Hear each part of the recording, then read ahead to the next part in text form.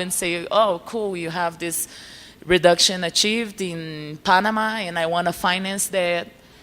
So then I go to the national entity and I contact them, and then you have a payment for that result, and then that payment is also logged on the information hub. This is going to be available to you. I just resumed everything, so I don't need to go through it. So this is the information that's available on the information hub, which is everything that I mentioned before. So now I'm going to talk more specifically of our reference levels in 5 minutes, I guess.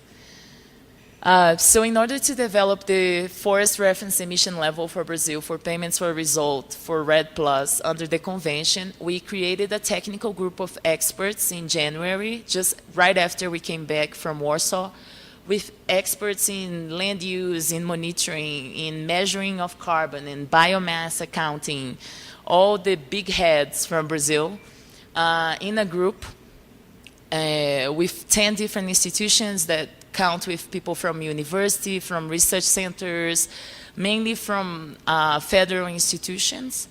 And we created this working group to support the national government in the development of the submissions and also in the technical process of providing answers to the convention.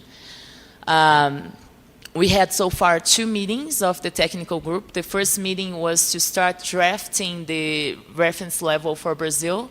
And the second meeting was after our team at the Ministry of Environment had already developed the first draft of the submission.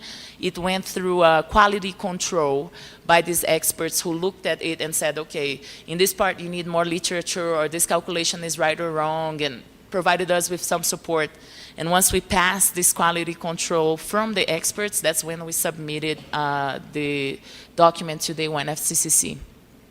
So it was submitted in June 2014, and fulfilling the requirements from the convention, we also changed our website so that all the information that was used by Brazil to develop its reference level is now available through this website, because the idea from the review process or from the analysis process is that the reviewers will be able to rebuild the reference level if they want to.